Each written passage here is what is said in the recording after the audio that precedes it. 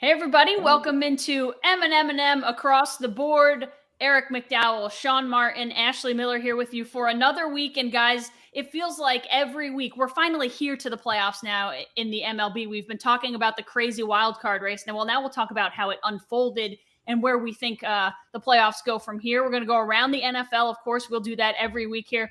And we're going to dig into the all-time greatest sports rivalries. And we all have our favorite teams and some unique perspectives. So that'll be a lot of fun. Number one, Mr. McDowell and I are going to go head to head, not only tonight on the baseball field, but we're gonna talk about that rivalry. What a hat, Eric! American League. You can talk about that later, but like you said, you might be the only person in the world wearing it today. So we're happy to have you in at m&m&m@ATB1 on Twitter. We're on Apple, Spotify, YouTube as well. We hope you join us, and of course, comment, share, like. Give us some suggestions for how you think, or if you think we're stupid and we make a stupid comment, then tell us. We're happy to, we'll read it on the air next week. That's the best part. I hear that every day. Yeah, I do too. We're going to start with the NFL. So, Mr. McDowell, that's you this week. Thanks, Ashley. Great to see you both. All right, here's my quick shots downfield this week. Yeah. 8,560 yards, Tom Brady.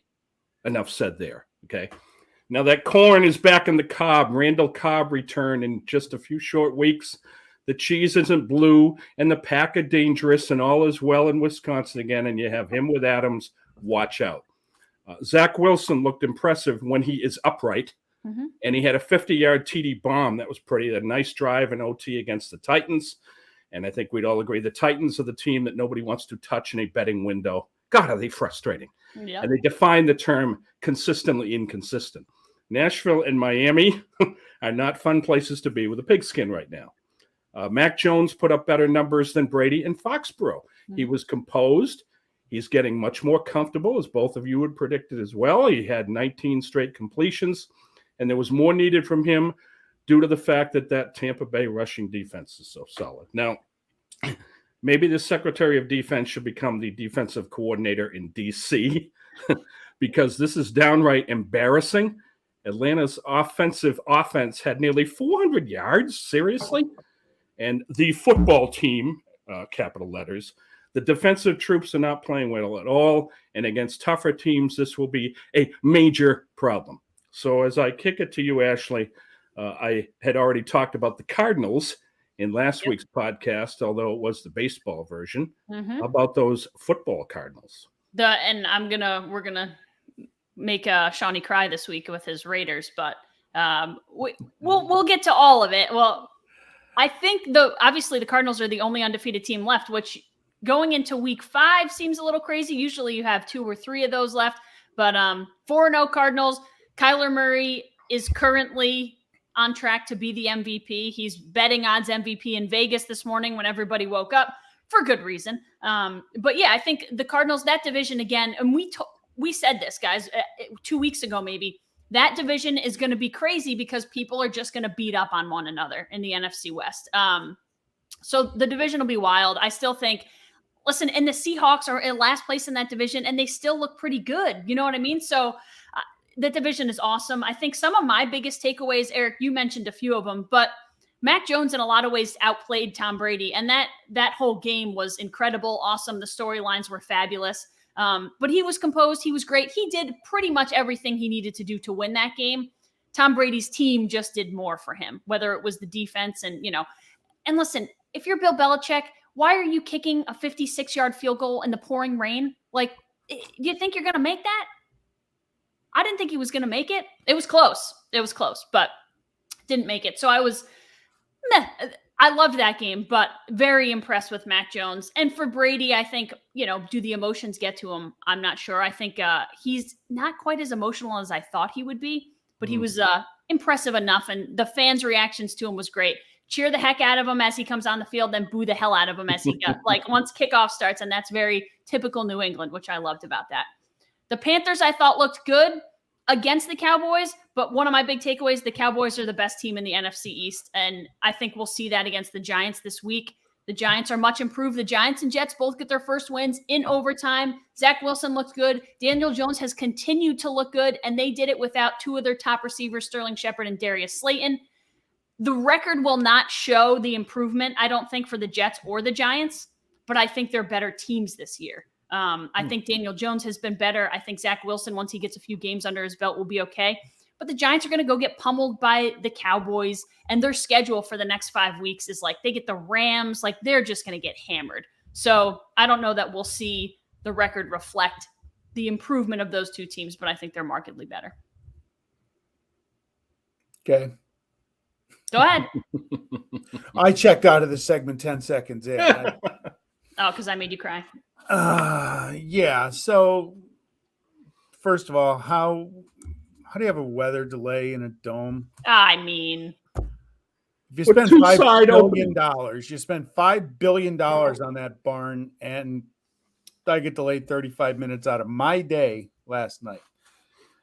Yeah, here's the thing with Zach Wilson. I caught the end of that, and experience will come with him. Yep. He had some really poor throws down the stretch when the Jets were trying to run the clock out.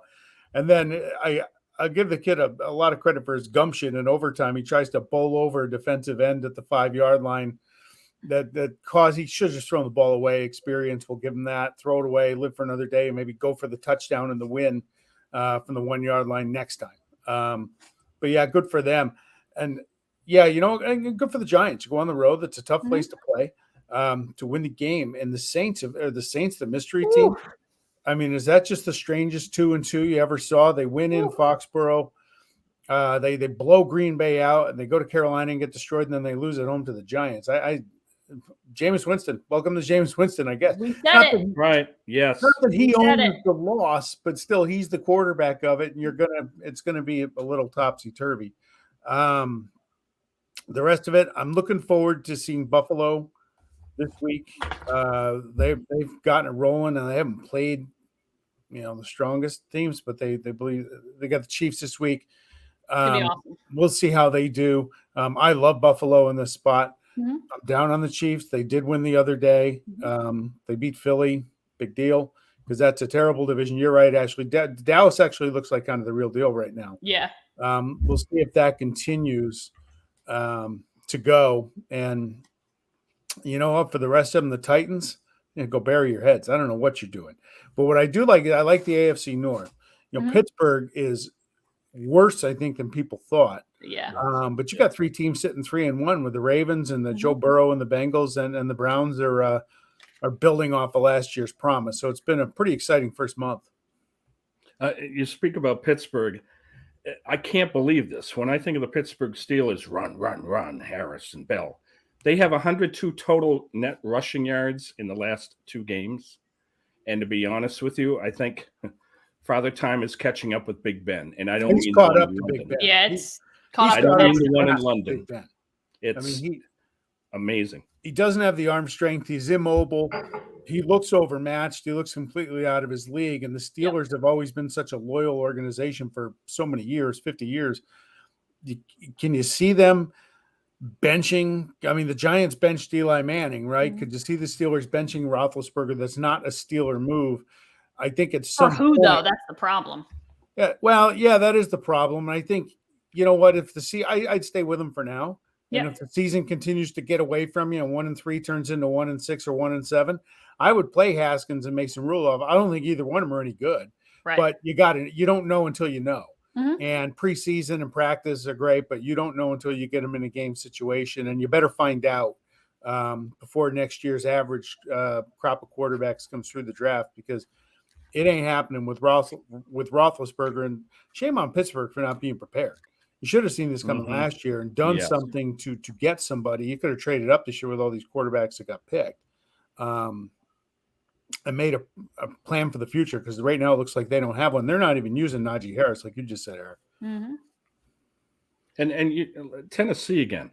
How do you win at Seattle and then you do this? I do not understand. You overlook your opponent.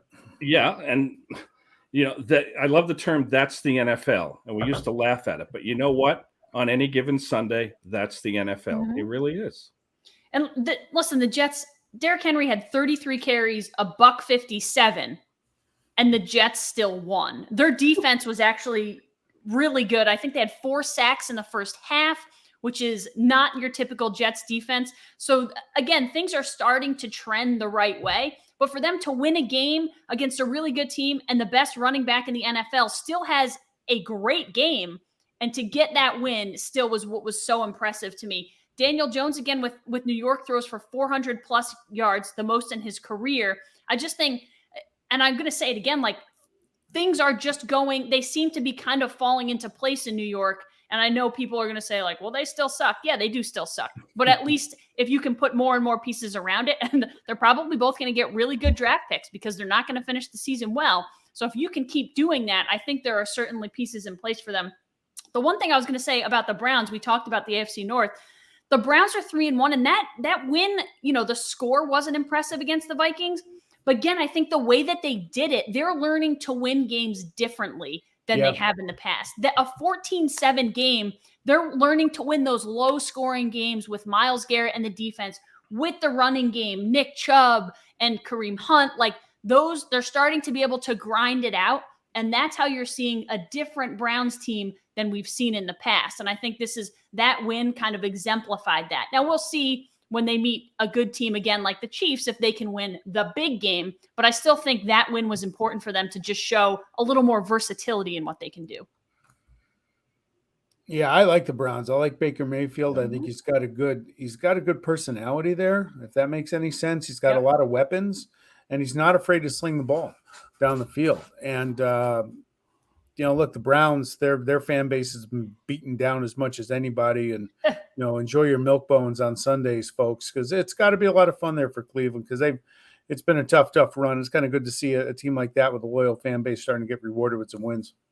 Actually, you're right about learning to win. And from the PR standpoint, I've seen it at all levels about a team that trying to build up, whether it's pro or college, until you get that win, until you get that break, it's extremely difficult. You're stuck in a tunnel like the Lions that let us down yet again. We really thought this was their week, still couldn't get it done. But once you learn how to win, it's a lovely culture. I will say this about Nick Foles.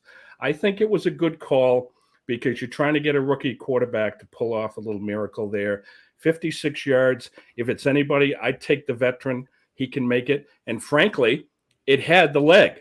If it hadn't hooked and banged into that post, it was going to get through. But as Sean knows, a post is a hockey goalie's best friend. I had a goalie once that hugged both posts before the game.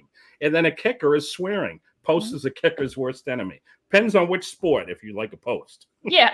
I mean, I think if he's 2 yards closer, if it's 54, it probably hooks later and you make the field goal. But that's the whole thing. Like, 56 is a long field goal. And when it's like, at that point, it was raining pretty hard. Like, that's not ideal. I'm sure he went out there thinking like, well, I'm pretty much set up to fail. If I make it, great, but not ideal for a kicker. Guys, going back, we talked about last week, maybe one of the best games being Rams-Cardinals. And to me, it really just didn't live up to the hype. The Rams, they never felt like they were in that game at any point. Like, down 34-13, it was like, click, change the station, which I was a little bit surprised by. You're bound to get that with, any really good team. But I was a little surprised by that. And then going to this week, what we think will be the best game, Chiefs-Bills, the thing that I'm going to look at most, and I know we're saying that the Bills haven't necessarily played anyone crazy good, but they have 2 shutouts of 40-0, and I think the one was 35-0. Like, their defense to me has been super impressive. So if they force 3 turnovers or 4 turnovers against that Kansas City offense, which we've seen Kansas City has the ability to do, if they force 3 or 4 turnovers against that offense, I think the Bills win. I don't know that I still think it's going to be a close game, but I think it all comes down to turnovers on one side and what the Bills can do with it on the other side. But you talk about learning to win, right? Buffalo made the AFC title game. They have to get over that hump. Yep. So this game is bigger than 1 week for the Bills. You need to go into Kansas City, show you can win a game like that against a 2-time AFC defending champions on the road, set the tone, possibly set yourself up for a tiebreaker later in the year. And for Josh Allen, this is the game. You put your team on your back. This is what you're here for and what you've been building for. Now you got to go do it. And then we'll see kind of what they're made of and get a good feeling for them. Though it's early October, you're going to know a lot more about the Bills when we record the segment next week for sure. Maybe some coaches, guys, are born to be great coordinators. Okay, I look at Romeo Yeah. Crennel as an example. I think Dan Quinn, the job he's doing for the Dallas defense is amazing. You mentioned him as a head coach, but you don't want to go there. It's funny how some guys are better in a role as a coordinator. Norv Turner. Norv Turner, another Turner, example. the greatest Josh OCs McDaniels. ever. Josh McDaniels, who was a little young when he got the Denver job, And but he maybe drafted Patricia. Tebow. That's right. And so what Dan Quinn's doing, I do like Dallas, and I think not just because of that division, but every year we get teased because of the star and something falls apart. I think this is a good year for them. Sean, I know you'll love to hear this, but we said this was going to happen, but I think we saw who the Broncos really were this week. Granted, Teddy Bridgewater only played a half, if that. The injury bug comes back, and that's, again, we always say if Teddy Bridgewater is healthy, that team is better. Well, Teddy Bridgewater is not healthy, and we saw the end result. Let the Drew Lock era recommence. What's that? Let the Drew Lock era recommence. They were down in that game with Bridgewater. They weren't going to win the game with him. No, I'm not saying they were. Yeah, but no, I I still know think that. they're better. They're definitely better with Bridgewater, but he's hurt again. Now concussions are tough. I mean, it's out of his control. Yep. But yeah, they're going to find out what life is like on the other side. They have a tough schedule coming up. Yeah, and the teams they beat were 0-9, and we know that. Yeah, yes. yeah. And I think we kind of thought like we're going to see who they really are, and we did. But listen, they only gave up 28 rushing yards to Lamar Jackson. That's the best. I would imagine that's the best anyone's done all season against that guy. That guy likes to run wild. The funny part is that the biggest thing they're talking about in Denver, instead of maybe focusing on your opponents, they're whining about the Ravens running a play rather than taking a knee on the last play of the game, get their 5 yards, extend their record for 100. But you know why? Yep, the record. Yeah, there's a record there, Yeah, and record. It happens in football. If you don't like it, play a full 60 minutes and tackle somebody. Yeah, that's what I was gonna say. If you don't like it, stop them. It's no unwritten. There's no rule that says a team has to take a knee, and I don't want to hear you.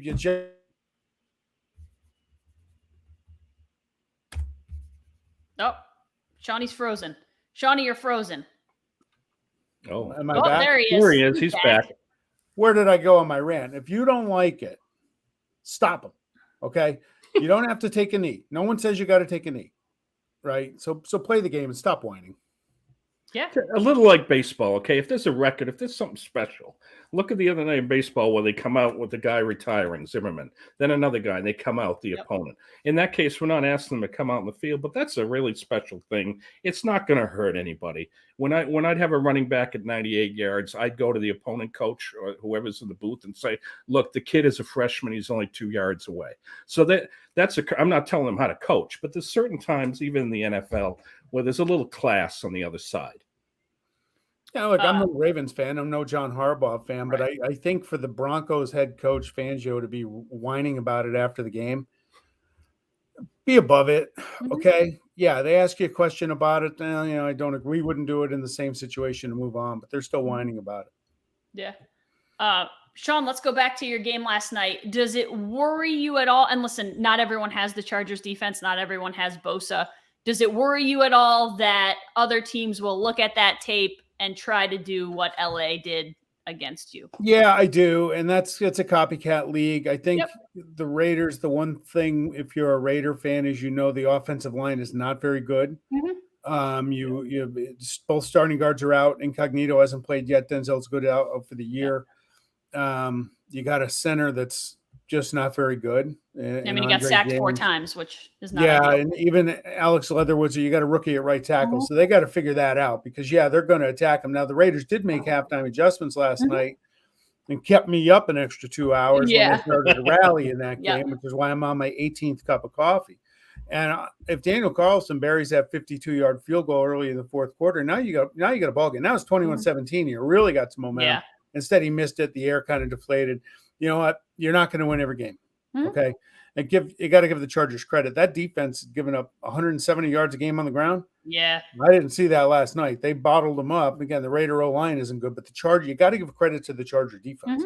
They made the Raider offensive line look worse than they probably actually are. Even Colton Miller got beat on a play. So it's 1 of 17. We're on to Chicago. We welcome the Bears this week, and that's just how it goes. But that was a tough. All right, Bill Belichick.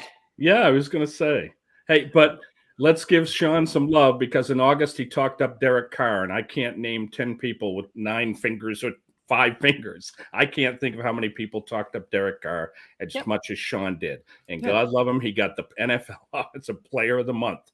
And a tremendous month for Derek Carr, and he's really turned the corner. And Justin, that guy is the Chargers QB Herbert. It's like nobody talks about him. He's one of my favorite players in the NFL. I love the Chargers. I love him.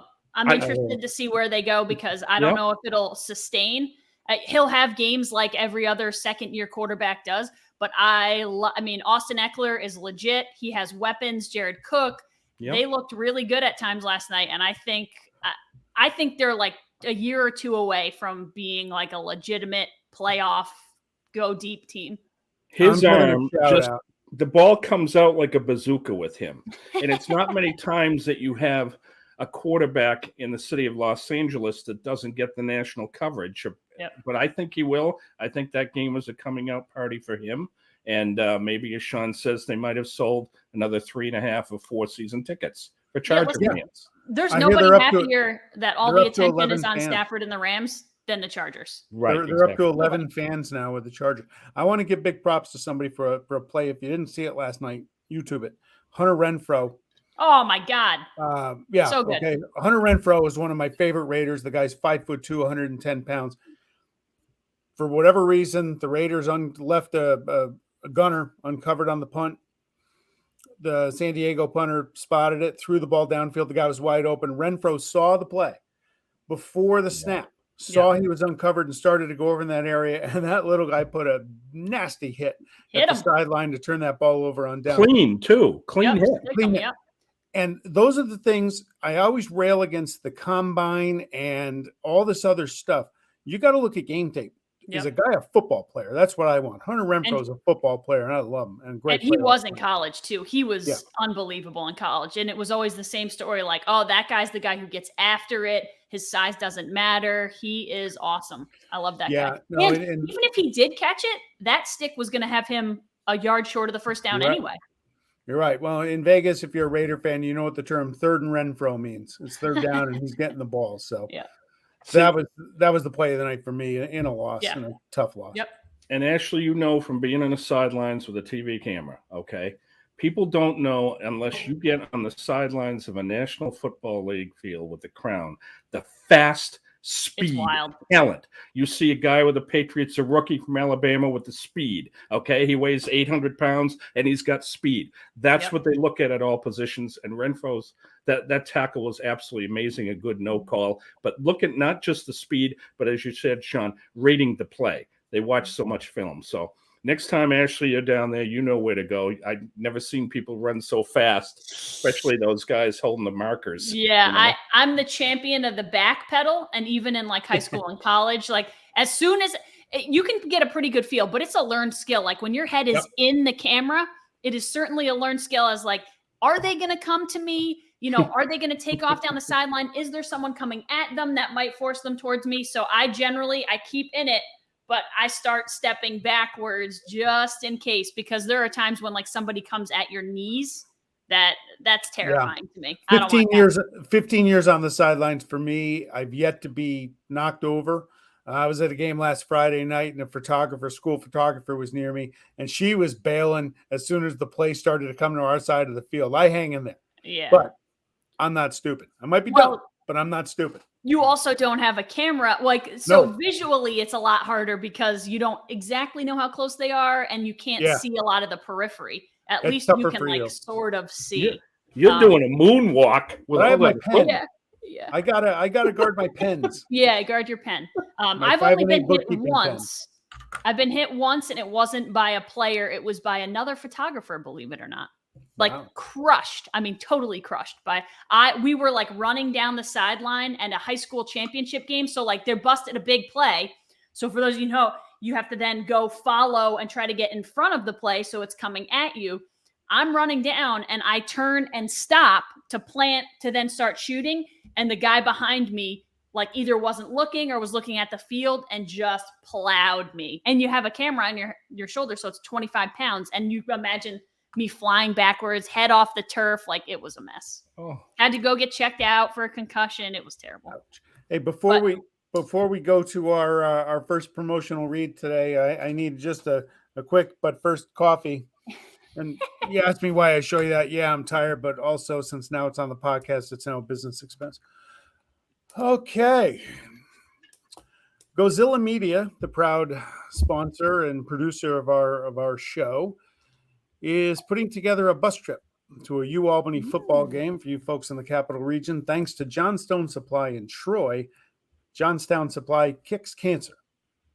Johnstown Supply in Troy and Gozilla Media will be supporting Pink Month. All proceeds from the trip will be donated to the American Cancer Society. Sign up now to be part of the bus trip. Saturday, October 23rd is the date. $60 for a ticket, which includes a T-shirt, bus trip, food and drink. Wow. 10:30, you meet at Johnstone Supply in Troy. The bus leaves at 11. I just lost my camera again. Oh, no. I see you. We still see we'll you. see you. 1 minute. There it is. Am I back? You were there. You never went away. Okay. I hit a wire, and it's just a 1 o'clock kickoff. UAlbany versus Maine. Payments are due on the morning of Saturday, October 23rd. Payments accepted include check or cash. For more information, email Tom Gozlowski at G-O-Z at Gozilla Media, Gozilla media.com. That's a good deal. It is a good deal. $60, bus, food, T-shirt, ticket.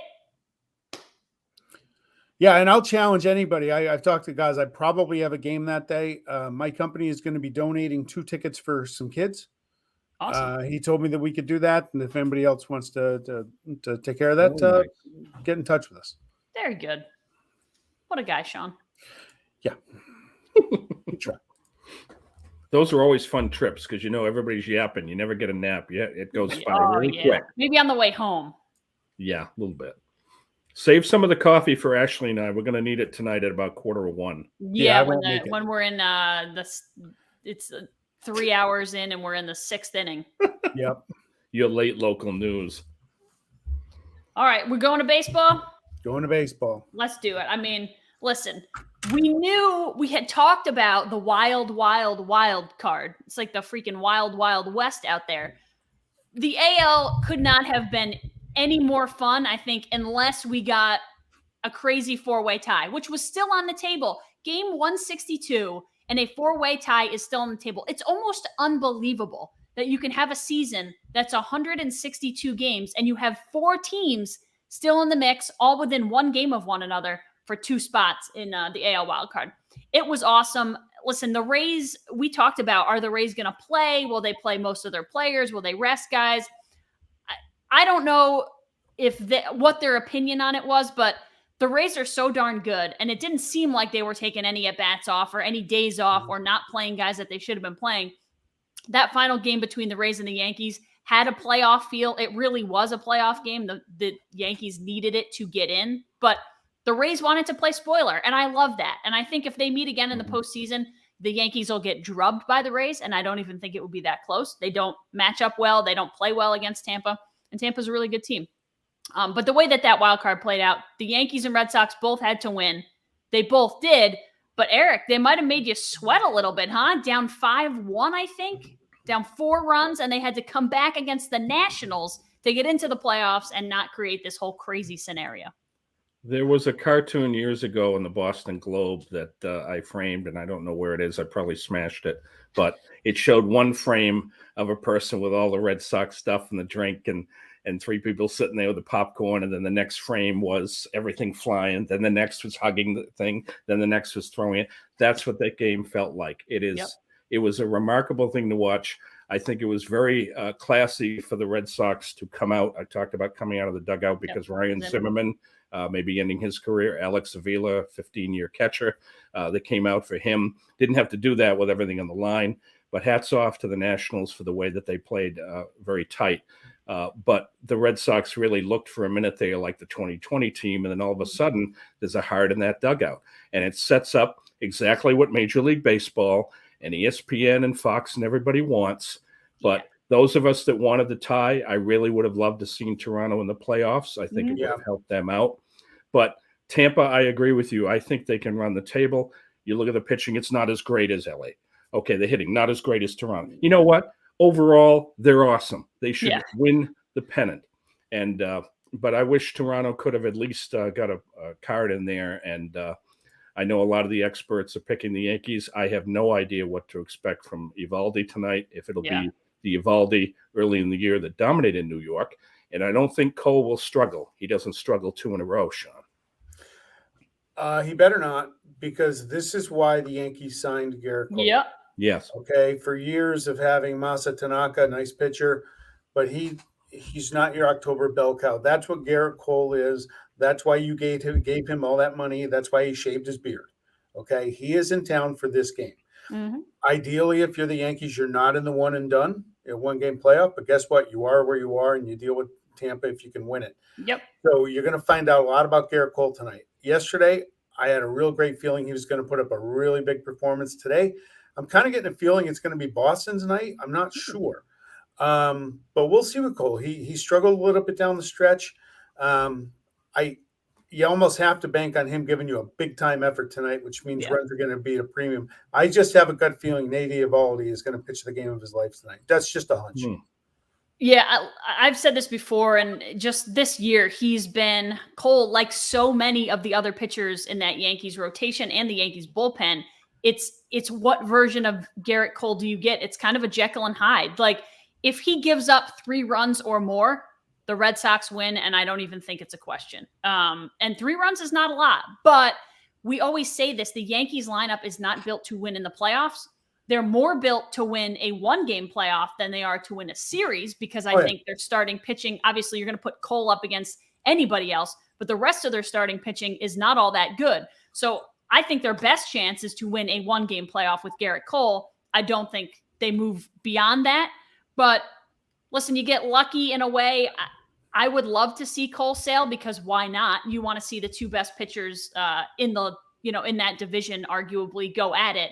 But you get Cole Eovaldi, and Eovaldi has been a thorn in their side in a weird way in a lot of different games. So I'm interested to see how Eovaldi goes, but I think 3 runs or more, the Red Sox win. Hey, question for both of you. Where are the confidence levels of the bullpen, specifically the closers?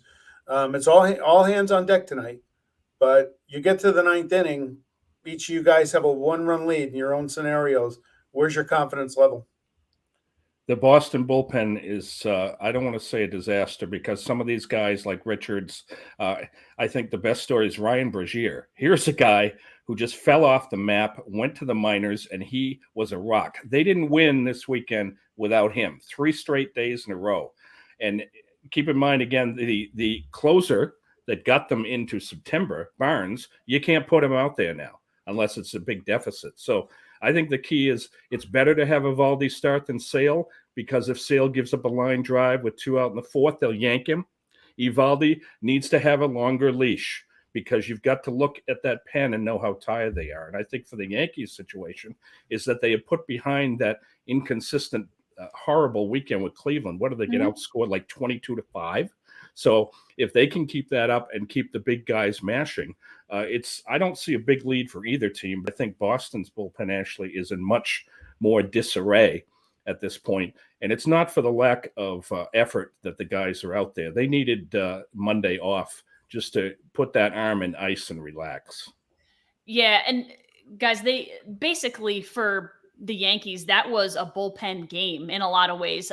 Aaron Boone had a really short leash in that game against Tampa for good reason. He didn't let anyone get into too much trouble before he pulled them, and I'm glad he did.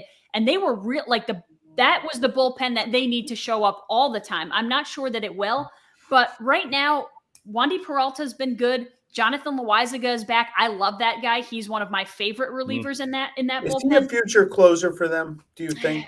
I don't think so. I think he's a 7-8 inning guy for them. I love him, but I guess you never know.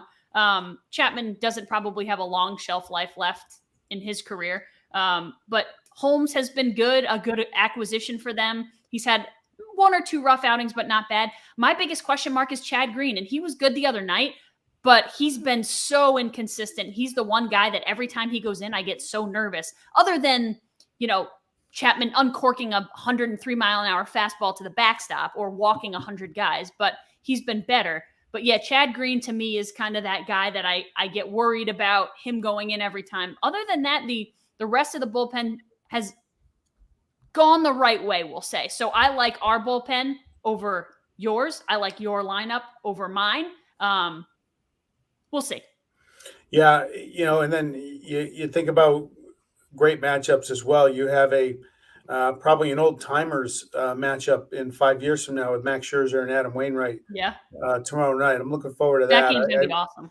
I feel terribly for Clayton Kershaw. His season's over by all accounts. His career with the Dodgers most likely as well. I think that's going to be a big blow to LA.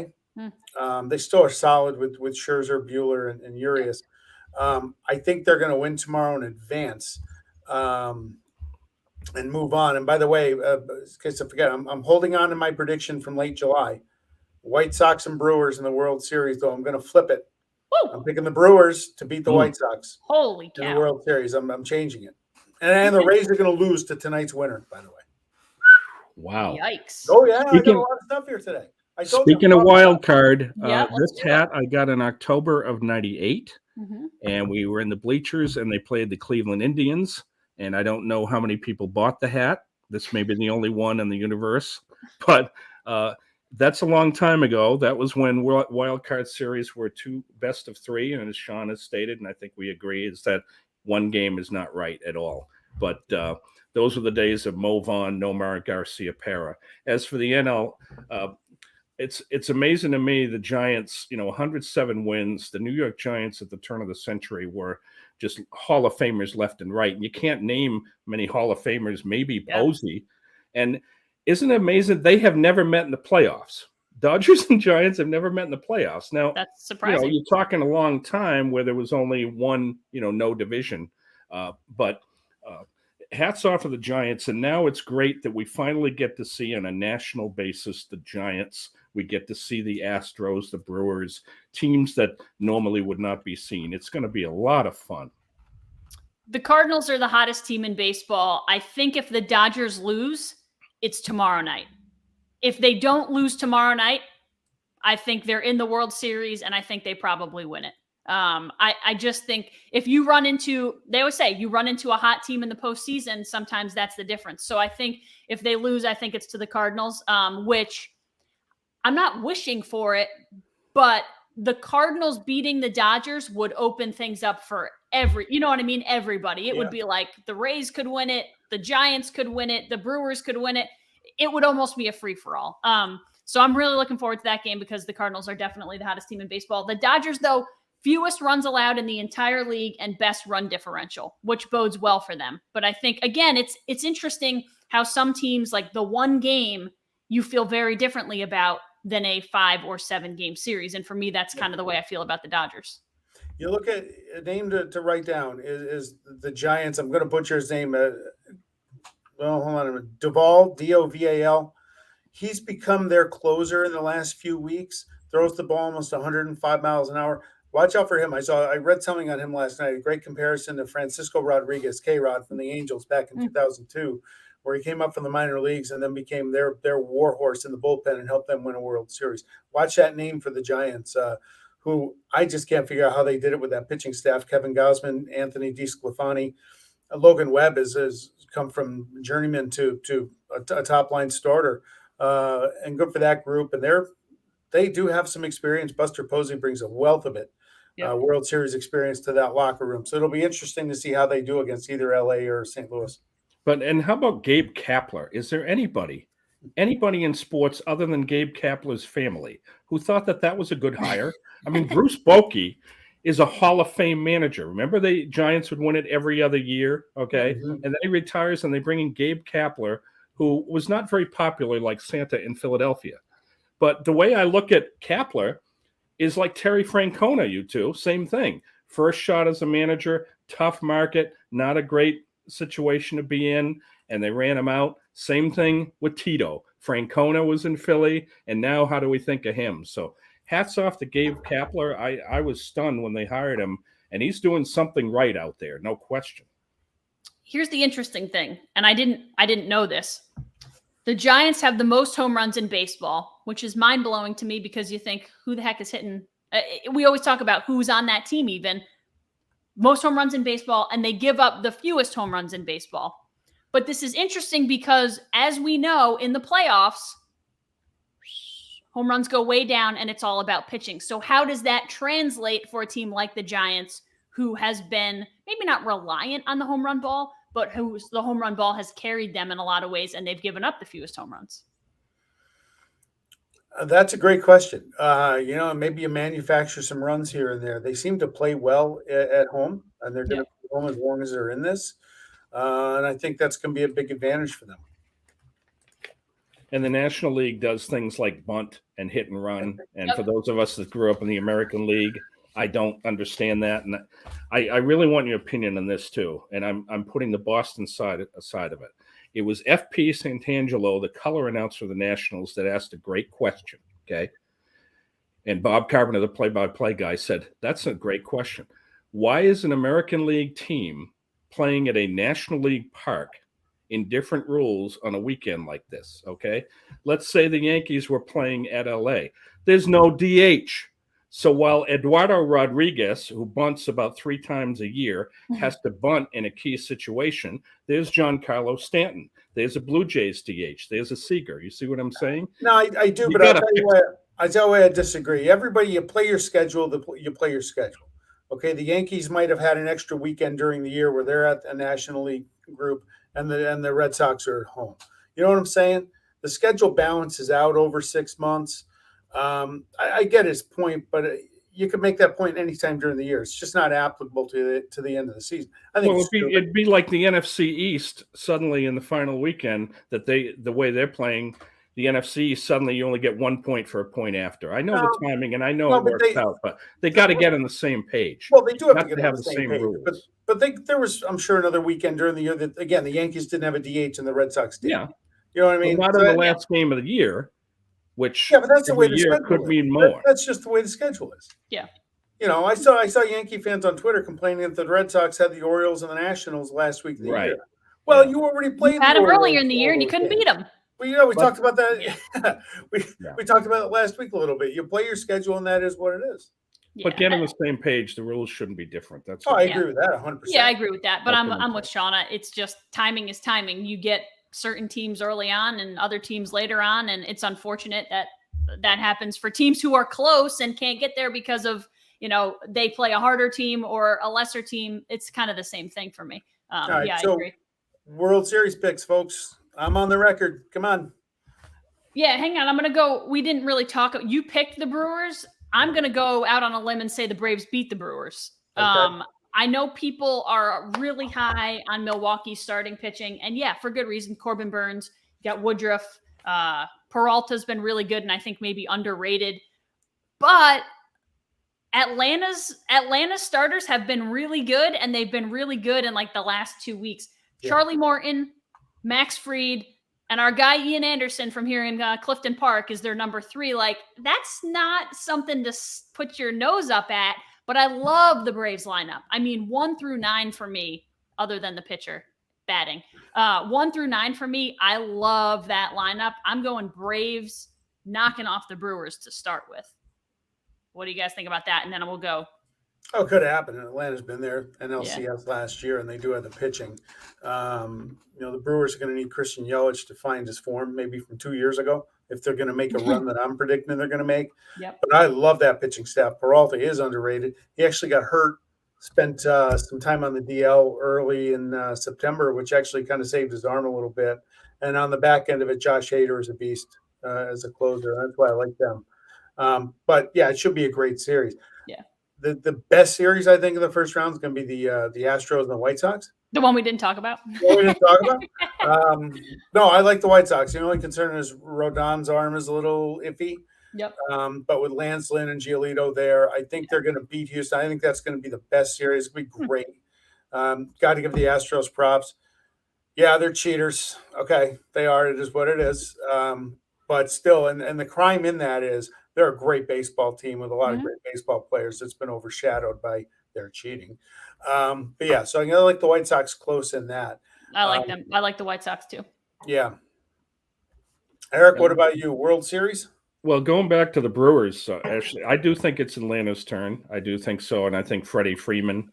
I still believe he's the best first baseman in the history of that franchise, going all the way back to Boston, and I'd fight to death to make sure of that because I really believe he is a leader, and he'll retire there. Burns, great starting pitcher with the Brewers. They've got some good starters. Garcia and Wong, good bats, but the question will be late innings. Can they find the guy in the eighth inning, the setup guy for the kid that realized that if you're going to punch in celebration, punch a glove, dugout walls don't give as much. But I do like Atlanta. I think it is their time. And the Atlanta pitching, it's great to see them pitch very well once again, and it brings back memories of the playoffs. But for the White Sox Astros, I think this is going to be a blast. I think other than McCullers and Garcia, there's some questions with the Astros, but the White Sox have the pitching. Is Giolito going to be consistent as well? We know Lynn can do.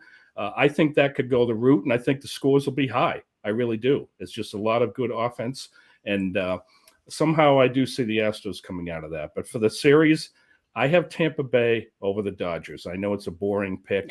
But I really believe that Tampa continues to just amaze the sports world. I don't know how they could beat such a juggernaut.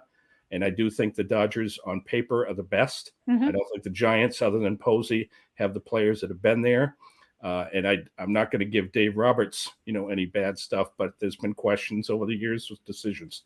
But I really think somehow Tampa will pull this thing out, and they'll call it Champa Bay, that city. Ooh. As they called it last year after the Bucks. You gonna go, Sean, or me? No, go ahead. I'm with you, Eric. I think Tampa for me is the best team in the AL. I think they get through. I'm gonna go Dodgers too. I know, but I'm also. This is gonna sound stupid. I'm also with you. I think it's hard to repeat. And I think you get a Tampa team that's just so damn hungry that they've come so close, that they've won division titles, but they haven't gotten there. I think you get that series again, and I think you get a different result. I think you get the Rays on top. First ever World Series championship. Mm-hmm. All right. Well, on that note. Go different.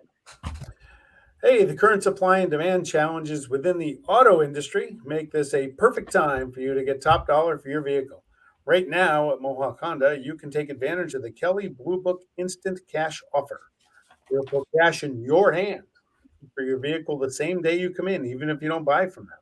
That's a pretty sweet deal, especially for all those recent college grads or students in need of a new ride or some extra cash. Mohawk Honda has consistently kept their lot fully stocked with hundreds of pre-owned vehicles. The large inventory makes shopping fun as you browse through the many makes and models to choose from. You can also check out their full selection online. Stop in and say hi to Greg Johnson, the Assistant General Manager, Jake, Hot sauce. Luis, the VIP man Morales, are one of the many helpful sales consultants here at Mohawk Honda. There's a vast selection of Honda certified pre-owned vehicles. Now is the time to take advantage of the Kelly Blue Book Instant Cash Offer. Mohawk Honda in Glenville, where they always go out of their way to please you. And an additional programming note for Gozilla Media. Levac and Gaz, the flagship show, will be broadcasting live from Mohawk on Friday, October 22nd from 3 to 4:30. And we are going to try and get hot sauce oil on this show. Hot sauce. The request has been made. All right, perfect. I love it. I think we should go live remote. What do you think of that? If they'll have us, somebody may have us. We'll see. Yeah. I put in 3 credentials to the Patriots game. And I put in credentials for the 3 of us to Stacey James of the Patriots, but he happily declined. Yeah. Was that Ash? Your pick was the Brewers? Brewers over the White Sox. Okay. Boy, that was way different than the favorites that Eric and I went with. No, I don't like betting $2 to show on the chalk. So. Well, no, I didn't say I'm going to bet them. No. If I'm going to bet, I'll put my money on the Braves or something. You know what I mean? Or the Cardinals, something that's going to get me some money. Yeah, no, there is going to be great. And you talk about the Boston and the Yankees. It's one of, if not the best sports rivalry out there. With a couple possible impartial people here. You talk about some of the great sports rivalries out there. It's the best, right, Eric? The best. Mm-hmm. It might be. Can't argue with it today, at least. I know. The ones I think of are Duke, North Carolina in basketball. Gotta hate Duke. Alabama and Auburn, the Iron Bowl. Ohio State and Michigan. That's must-see TV. The NBA for years has had the Lakers and Celtics. NHL, Bruins and Montreal is probably the greatest rivalry. I don't know if anybody can argue with that. I'm a Bruins fan, so a bit of a homer. Underrated, Cubs and Cardinals. That's blood. They hate those. They hate each other there. This Saturday, you have the Red River rivalry. When they put a nickname on a game, it matters. Texas and Oklahoma at the Dallas State Fair. The hardest thing to say in all of sports. I hate when I would have to say it in a sportscast. The Red River rivalry. Yeah. And then you have some, you guys mentioned Dodgers Giants. That's personal. That's right? mine. Yeah. Then you talk regionally, the Yankees, Clippers, Yankees, and Mets. They don't play that much, but yeah, that's more of a fan thing. Yeah. Montreal and Toronto and hockey is personal. The Rangers and Islanders. They still chant Potvin sucks at Rangers games toward Denny Potvin, who retired a long, long time ago. And the Penguins and Flyers, if you want to see good, hard-nosed hockey, it doesn't matter what time of year it is. That's what you're going to get. What are some of the rivalries you guys think about, or what stands out to you most as a rivalry that I haven't named? Lakers Celtics, baby. Lakers Celtics. Yeah, the Celtics late 80s. That was my time. Big NBA, watching those games, and I'm no fan of either one. I always sided with the Lakers back then. I love Magic Johnson, but you just couldn't wait for the game to come on, and the physicality of, and it was personal, and they didn't like each other. Got to revisit those on the ESPN 30 for 30 shows, which are fantastic. Yeah, they're so good. Yeah, they are. Eric, what about you? Well, I want to start with Giants Dodgers, not just because of the timing, but they've never had that combined as much talent and as much success, I'd say, because there were peaks and valleys. They both started turn of the century. Dodgers were really good in the 50s and the 70s, and then the Giants were good later on, but they've never been to this point. And it's too bad, just like in 78, that Boston and New York weren't playing in the World Series. It's really sad that these two aren't. But my top ones, I think, Sean, I agree, Montreal, Toronto, they never get to meet in the playoffs in the past, but I think Montreal and the Quebec Nordiques, it was a short one. That was fierce. And had the Nordiques not gone out to the Rocky Mountains, and I hope they do get another team in Quebec City, that rivalry was underrated because it didn't last long. They had been clearing ground a playoff game in the 80s where Mark and Dale Hunter were on each other's teams, and they got into a scrap. 40 guys out on the ice. Ashley, swear to God, they got into a scrap, and all you could think of is Mrs. Hunter was probably in the stands with her split jersey, and watching her kids act like my 2 5-year-olds do at home. Mm-hmm. They were fun to watch. Packers Bears, NFL to me. It's Packers Bears. The history there, the success there. You go all the way back to the leather helmets and all that stuff. I think, no question to me, that's the top. The Lakers Celtics, for obvious reasons, and not just the Lakers Celtics of the Magic years, but also the Wilt and Russell years, later on. So I do like you two on the college, but individually, I want to mention individually. Yeah. I think Chrissy and Martina. Mm-hmm. Yeah. I really think that was phenomenal. They were head and shoulders in women's tennis above everybody else at the time. And it was must-see TV. Even before the cable and Life Channel and all this, people that love sports watch Chrissy and Martina. And the last one to me actually would be Palmer and Nicholas. I don't want to go with Tiger and Phil. Palmer and Nicholas was a very respectful rivalry. And in an individual rivalry, there's no teammates. It's you. It's you. Right. And in golf, as we said last week, you have to be even-tempered. You can't get frustrated. You've got to behave. And I think those were two of the best ever. And I did get to see Palmer play in person, but Palmer and Nicholas to me and Chrissy Martina are undoubtedly the best individual rivalries in sports. Ali Frazier. Yeah, very good. Ollie Frazier, Sampras Agassi. Tennis is unique in that it's like you said, it's the individual that you get two of the best who are so good at one time. And Federer, Nadal, and now Federer, Djokovic, or Nadal, Djokovic. Those are a lot of fun. But you can also have like individual rivalries. Eric, I think this was what you said this was a practice episode for us. You say individual rivalries on a team can spur team rivalries, and that was like classic Magic and Bird on the Lakers Celtics. And for me, in my lifetime, the past 25 years or 30 years of what I can remember of sports, the Lakers and Celtics haven't really been good at the same time. So for me, that's not something that stands out. But I love college rivalries, aside from Yankees-Red Sox, which we talked about earlier. And listen, the Yankees and Red Sox hate each other more than probably most teams on the planet. The fan bases hate each other. The players hate each other. We saw Don Zimmer and Pedro go at it. We've seen Veritek and A-Rod go at it. The hatred is real, and I love it. We've lost too much of that I think we've lost too much of it in all sports even, because everyone is buddy-buddy and wants to be friends with everybody else. And I love the old school, like, you get hate. And this will show up, I think, more in the playoffs now, especially for Major League Baseball. You'll go back to hating people more, and you'll see just a little more fire in people. So I'm interested to see how the Yankees-Red Sox plays out on that side. Just like, you know what I mean? The feeling you get from players in that situation. But for me, college rivalries are the best. They're better than pro sports. Like Duke UNC is awesome. But when you're a part of a college rivalry, it's just so different than a pro rivalry. The college rivalry is so much more about the fans than it is in professional sports. Syracuse, we said Syracuse, Georgetown going back, then Syracuse, UConn, like in the days when I was at school, and now something like a Syracuse Duke. It's so much more about the fans and just getting so into it. And you've got in college football, 100,000 to 80,000 to 60,000, however many. You have so many fans packed into those stadiums. And in college basketball, you've got 30,000 at Syracuse and 15,000 in other arenas. The atmosphere is so much better, and it feels like there's so much more on the line in college sports and those rivalries that we mentioned, the Iron Bowl, than there is in professional sports. Yeah, I love the college rivalries. Being a big Nebraska fan, other show. Growing up, every year they played Oklahoma around Thanksgiving, and my first few years as a fan, Oklahoma kept beating Nebraska, and you get geared up all week for it, all season for it. You get a loss. It's not a rivalry until there's a little bit of hate involved. Mm-hmm. And hate is most often misconstrued with the term respect. But when Nebraska beat Oklahoma in 1978, Billy Sims had a big fumble late in that game to secure the win. That was one of the greatest days of my fandom. We finally beat the devil, right? And the Huskers had a great run, and they just played a few weeks ago. I kind of wish that game had been in November for a little nostalgia. But that's what makes rivalries great. And it's like you talk about hockey, right? Hockey starting up next week. Hockey playoffs, as Kamala said, it's not a series until there's a little bit of hate in there, a little bit of chippiness. All right, that's when it really gets on, and that's what makes the game so fun to watch.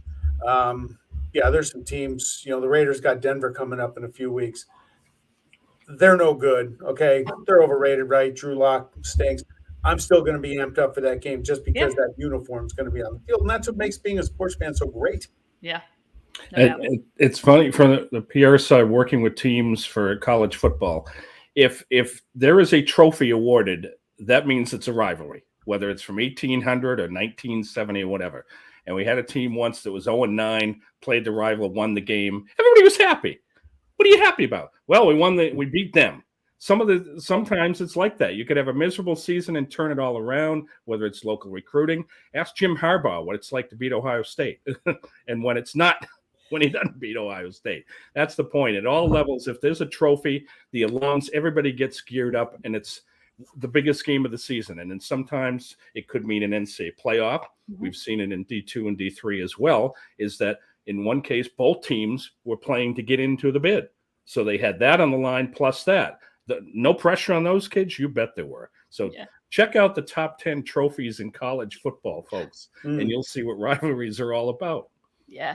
Eric, to steal, I went back and listened to our practice podcast on this, and to steal something that you said that really resonated with me was saturation and the difference you get between like the professional sports world when the Yankees and Red Sox play 12 times in the regular season. And then saturation just causes it to lose a little in a lot of ways. In college sports, particularly even when it was the BCS, and now when it's the college football playoff, even more so, every game is so important. And even in basketball, you play twice a year, unless you're going to meet in the NCAA tournament or obviously the conference tournament. You play twice a year, or you play once a year if it's college football. There's just so much more meaning to having it happen one time or two times than to having it happen multiple times over and over. And in the case of the NFL, yes, every week is important, but it's not as important as it is for a college football team. You lose one game in college football, and like Clemson, you're arguably out of it. You lose one game in the NFL, you're not out of it. So I think, Eric, the word saturation is perfect because it describes everything that makes it different in pro than in college. Yes. Yep. Yeah, no, it's a lot of fun. Was it the 43rd anniversary of the Bucky effing Dent game was this past Saturday? I'm sorry. Bye-bye. Sorry. Just, Is he still talking about Ashley, or can I stay on now, or what? No, you can stay on. Okay, yeah, you can stay here. Thank you. We'll make you both cry today. Now we just need to make me cry, and then we'll be all set. Talk to you tomorrow. I might be crying tonight at 12:30 or whatever time it is. 12:30, right? Yeah. Okay, who wants to lead off the whiteboard segment? I'll go first. Go for it. Bunch of losers on our whiteboards today. Loser number 1. Oh, he's a loser. Lane Kiffin. He's been a loser for years now. I mean, the guy's coached everywhere, gotten fired everywhere, left everywhere, it feels like, been a coordinator everywhere. What a joke, man. I'm just so sick of him and his personality. And so if you don't know why Lane Kiffin is on the board, this weekend he went back, played against Alabama, who he was a coordinator for with Nick Saban for 2 years, I think maybe 3 years. Took his Ole Miss team to play Alabama. And in a pregame interview, I'll say it was disrespectful. He says he didn't realize how it came off. But he's got the headset on. He says, grab your popcorn, and throws the headset like back toward the camera. Meanwhile, the sideline reporter is like mid asking him another question. So grab your popcorn. Well, yeah, then you went out and got your behinds beat. Like, it's a 21-point game. Did you not know that was going to happen? You can't say go get your popcorn and then get your tails beat in. How do you not know? You don't say something like that before a game against Alabama. He should know better than anyone. He had no chance in that game. There's no way they were going to win that game. But now you just look like an idiot because people have seen it. And then the best part is the Alabama elephant comes out in a freaking thing of popcorn, which I don't know how they had that ready or where it came from, but that was fantastic. He comes out in his popcorn, and now Lane Kiffin looks like an idiot. He's apologized. He called the sideline reporter and said he didn't mean for it to come off the way it did. But I don't accept your apology because this is just Lane Kiffin. This is what he does and who he is. So, like, I'm sick of the apologies, and, like, you can't save face for a guy that it just seems like that's who you are. He is smug. Mm-hmm. I'm not sure where he gets his arrogance from because he hasn't earned it. Yeah. 31-year-old head coach of the Oakland Raiders purposely tried to get fired and did. And he had Sebastian Janikowski go try a 76-yard field goal, and he got dismissed a few days later. Whether he regretted taking the job, I don't know. But there aren't too many jobs like that around there.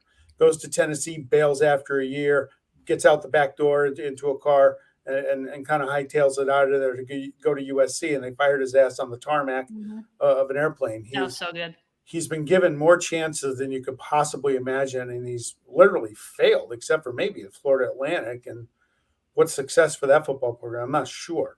Except as the coordinator at Alabama, and they were already good. But he was so tough at Alabama that they didn't have him do the national title game that year. They had to get rid of him after the SEC title game because him and Saban just weren't on the same page. So I don't know where he gets his arrogance from, and I can't believe he keeps getting the chances that he does. In all the years, I could say if I'm driving a golf cart on a path on a football field, I can think of all the young hot shots that I saw. And I think I can judge personalities pretty well. And there's some that just think, okay, you know what? I'm going to be here and here and here. And it's like, you look and say, no, you're not. And that's an example of that.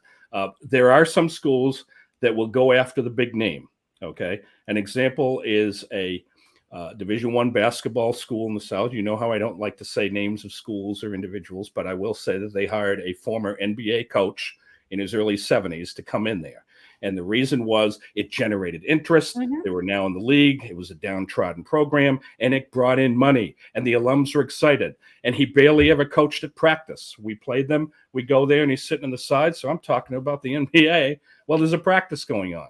And he had an associate head coach. The point was he was a figurehead. In the case of programs like an FAU, remember, Florida Atlantic is based in Boca Raton, where my sister lived, and it was a tiny little airport, community college. And Howard Schnellenberger came in there and had dreams and built it up.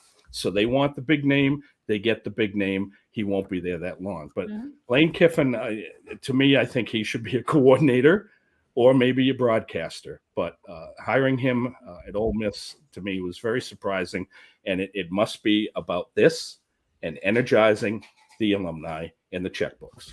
You better learn how to treat broadcasters before he becomes one. All right. Eric, what do you think? Why don't you go? Bear with me, and we'll put this issue to bed. I promise. Okay? This is the final. No, you can't put it to bed yet. Oh, we will. Now, It's the controversy that'll rage on forever. Curiously, excerpts of a book came out last week regarding the hatred and disgust that Brady has for Belichick and vice versa, to the second, third-hand conversations. So let's touch on this book by Seth Wickersham. Wickersham. Sham. I highlight in caps. What history does he have in New England? Now, he mentions that Bill O'Brien wanted to get fired by the Texans. I don't know many coaches that take a job hoping to get fired. They know they will. So he would take over for Bill when Bill retires. Well, has he heard of Josh? Guess not. And, of course, O'Brien made that lovely trade that blew up the Texans. Or how about Eric Mangini's wife feeling dissed by Bill at a league meeting when he walked by her? Well, let's remember about Eric Manginius. You remember it was an assistant with the Pats, got the Jets head job, and then torched every single bridge in New England. And Bill is loyal to his people. He brought McDaniels back. He brought Patricia back. And so there's loyalty on two sides. And where is Manginius right now? So Bill provides praise at the press conference up and down about Tom. Tom praises it to Bill. They had a private meeting scheduled after the game in the Tampa Bay locker room, thanks to Bruce Arians allowing that. Rodney Harrison on live national TV gets animated and says they have a respect for each other. They were extremely passionate, and he was animated in saying so. And then Bill asked for the umpteenth time, I don't think I've ever talked to the guy, the author. So I don't know. You'd have to ask him what his great sources are. Now, we know there's hatred in sports, sometimes jealousy. It's not Bill's fault that the Jets have had 7 coaches since he started. It's not Bill's fault that the Bills have had 10. They got a great one now. It's not his fault that the Dolphins have had 10. And Adam Gase and Rex Ryan even had 2 chances. So do we believe a sham of a book? So I'm telling you, pick up a copy of a book called Belichick and Brady, Two Men, the Patriots and How They Revolutionized Football. The author is Michael Holley, okay? It's a real story, real current and former players, not jealous hacks. Michael Holley was a columnist and sports radio talk show host in Boston, not Bristol, Connecticut. It's a lovely town, but Boston. And how many relationships of 20 years don't go a bit tiring? How many have there been in sports? Sometimes people want to change. So it doesn't mean there wasn't and isn't respect from the two individuals. When you see the other book 5 years from now in that 5-cent bin, save your nickel. Buy a book with facts from somebody who knows. How do you know the book isn't factual? And when you haven't read it, sure you don't know the sources. How do you know it's not factual? I choose to believe it because I hate Belichick and I hate Brady. So it's easy for me to do that. But we don't know it's not factual. Yeah, I'll for sure read it. Listen, I think their relationship is overblown. Everything about Tom Brady is overblown. Like, it's because he's Tom Brady. So their relationship between Belichick and Brady, it's overblown. Everything is scrutinized, overanalyzed. But listen to me. The private meeting, I think, tells you everything you need to know. Bill Belichick is not one to do something on a big, grand stage and make it a big deal. If you watched their post-game hug, you would have said they don't like each other. Bill Belichick doesn't like Tom Brady because Bill Belichick hugged him for a half of a second and was like, yep, okay, good. Tom Brady hugged everyone else like he gave a you-know-what about them. That is why people think there is more to this story than there probably is. But that's the what you give off. That's the emotions. That's the air that you give off when you hug your freaking 6-time Super Bowl champion quarterback for a second and a half and walk away like it doesn't mean crap to you. Like, if you wanted to change the narrative, you could. He doesn't care to, and I get that. But Josh McDaniels hugged Tom Brady like he was his favorite person in the world, and Tom Brady hugged him back. Tom Brady hugged Matthew Slater, or it might have been one of the McCourties, who I was like, oh my God, these people love one another. They care about one another. You could see it just in the post-game emotions. You wouldn't have any idea that Bill Belichick and Tom Brady liked one another based on their post-game hug. But again, the fact that he set up a private meeting tells you everything you need to know. He cares about him. There's respect there. He just doesn't show it because Bill Belichick doesn't show emotion for anyone or anything ever. Yeah. He's Football nothing. He's not coaches don't share things. Football coaches are private, and we didn't know about the meeting until after that. But yeah, the hug was quick, and he probably said, "See you soon." That's probably what he said. It was nothing. Secondly, is Brady. He really handled his emotions really well.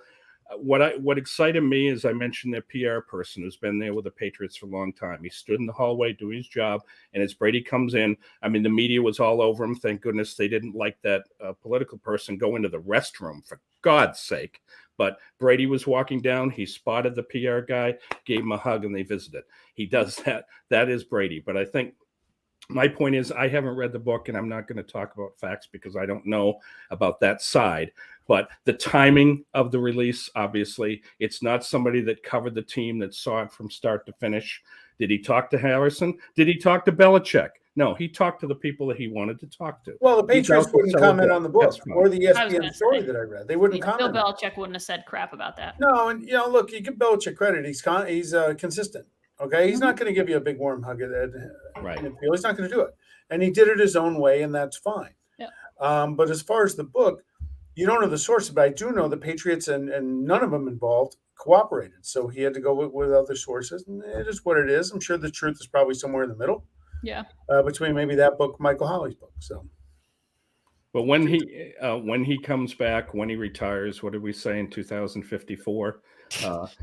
I hope there is a Mount Rushmore built in the White Mountains of Vermont, because he will be in a New England Mount Rushmore joined by Russell, Orr, and Williams. And I'm glad that it's very unlikely with the schedule that he'll have to go through this again. Yeah. And but hats off to the players on both sides for focusing on the game. And Arians with a good comment saying, "Gentlemen, this isn't a game with two people. It's a game with 22 players on each side." Yeah. All righty, we ready? Last one. Going back to my youth, Smile. Another idiot. Urban are on candid camera. My hair was a little more gray. I might look a little more like Alan Funt. So yeah. I get that NFL coaches during the year do 18-hour, 19-hour days. You get very little sleep. You sleep in your office. You're isolated from the outside world, even sometimes in the off season. Mr. Meyer, Coach Meyer, this is a cell phone, and they take pictures and videos. So when you go to restaurants, even if you own it, and you're doing things that maybe Mrs. Meyer shouldn't do, or your employers or whatever, be mindful in this day and age. Somebody may have a phone on you and checking you out and seeing what you're doing on your own time. A bad look, okay? And I was talking about arrogance with Lane Kiffin before. Urban Meyer's all that too. He's got plenty of it. I read a story today that could he be in trouble in Jacksonville? I doubt it. I think Mr. Connis put so much on him to bring back the franchise. They're not going to fire him at 0-4, and he embarrassed himself and his family. That's about the extent of it. He's apologized to his family and his team, and he shouldn't be a distraction, and he's right. But okay, he said all the right things. Error in judgment, massive. If he does get fired, I think it's because he might want out. Right? Yeah. This is a guy. You can't recruit in the NFL. You have to draft. You have to bring in free agents. This isn't Ohio State anymore. It's not Alabama where everybody recruits itself. He's getting a hard dose of reality that the NFL and college football are two very different things. And he sees that opening down at USC, and his eyes might explode, or maybe even Notre Dame. It's time to move on. And Brian Kelly, he's been there a long time, career wins leader. Maybe Urban Meyer realizing the NFL is not really the thing, maybe for him. And maybe this is an exit strategy. Just a terrible, terrible look, from him. I'm curious what you guys thought. If you've seen the video, no really mistaking what's going on there. Yeah, I've seen the video, and I'm not going to make an excuse for him. But my first thought is he's probably so drunk, like the way that he was just kind of staring off into space. He was probably so drunk that he honestly had no idea what was going on, which, again, not an excuse. Don't get hammered at a restaurant and let some college-age female, back up into you. So yeah, inexcusable. I don't think he's going to get fired. I don't think he went out thinking I'm going to get hammered tonight and do some weird stuff that's going to get, you know what I mean? I agree. I don't think it'll be an exit strategy. Khan came out today and like publicly, scrutinized him and said it's inexcusable, unacceptable, all the rest.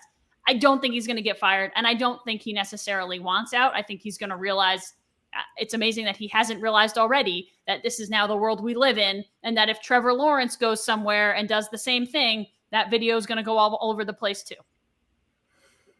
Yeah. We know of a coach, a young up-and-coming men's basketball coach, very, very bright future, turning around they call it a mid-major, okay, in a conference out west. And this is early on with the social media, with the phones. And he went to a frat party, and I know for a fact that he went to the party to try to generate interest. And unfortunately, there was a bit of a setup, and a photo was taken of him in an inappropriate scenario, and they got rid of him right off the bat. And coaches need to be trained with the media. I've said this to you both, just like student athletes do. Okay, whether it's pro or college, they need to be trained. They need to understand that they could be in situations. This was not a setup. This is something I think that obviously he regrets. But by the same token, you really have to think about what you're doing. And when I look at somebody like him who's had so much success, the word tarnish can come into play. So the question is, do you have an ego enough that you're not going to quit, you're not going to bail, because then your image is tarnished? And we saw it with Steve Spurrier. He had it made at Florida. Okay, he could have been what Saban is now. Nobody remembers Saban with the Dolphins. Okay, but he now has what he has. Spurrier went into situations and it was tarnished because they don't want to go into situations with rebuild. And the last thing I would say was Rick Pitino took the Celtic job, not just because of the Celtics, but because they were going to get the number 1 pick with Tim Duncan. Well, the ping pong ball said something differently. So you never can predict anything in sports, but please, coaches at all levels, please think before you act. Or expand that inner circle of yours to protect you. Yeah. Okay, he might have had a couple drinks. Okay, and I get it. He's on a long weekend after the Thursday night game, but people around him got to be looking out for him, because you're a target when you're a public. Yeah, but it's I was gonna say looking out for him, but like you're not gonna stop this stuff. Everyone has a phone now. If anyone, at the very least, if you see Urban Meyer at a bar, you're taking a picture. But if you see that going on with Urban Meyer at a bar, you're taking a video, because you know full well, and even if it's not your intent to be like, I want 1 million hits, there are plenty of people and kids out there who, this is the world we live in. It's social media. Like, they're going to get follows and hits and likes, and this is what it's all about. Of course that's going to happen. And this is the job you chose. And it's the same for the players. Like, you're going to go out, they're going to go out on campus or wherever, and people are going to take pictures and videos. They're all just held to a different standard, and you have to understand that. And it's so easy for anyone just to click, post, boom. And basically you're blowing up your life. Like, his wife saw that, and I'm sure she was like, oh, great. You know what I mean? Like, that's not the way you want your wife to then see this happening. Well, that thing went viral before he ordered his next round. I was just before he had, and he woke up the next morning and saw his phone and was like, oh God. Yeah, right. Boy. You know what's interesting is that at one of our conventions, Coach Krzyzewski, who you would think would have people to protect them from that, you know what? He came to a place afterwards where all of us in the profession were hanging out. He didn't announce it. He behaved, but he spent time to chat with people. He was professional, and he declined to have any alcoholic drinks. You know, that's the way you're going to do it. It's fine to get out there, promote your program. That's great. But also be smart and intelligent enough to know what it could lead to if you partake in things. Yeah. Well, this was fun. Eric, I would say good luck tonight, but I don't want to wish you good luck tonight. Enjoy the game. Maybe Call me at 3 a.m. You'll be awake. I was gonna say I might be texting you throughout. We'll talk about, obviously, the 1 game wild cards we'll be able to talk about next week, and then preview kind of whatever series come of it. And we'll get back to more NFL. So it's been fun. We'll do it again next week. Thank you for joining us. M&M&M across the board at m&m&m&atb1 on Twitter. We're also on YouTube, Spotify, and iTunes or Apple. Thanks for joining us. We'll do it again next week. And good luck to the Raiders and the Patriots and the Giants this weekend too. Have a great week. You too. Thanks, folks.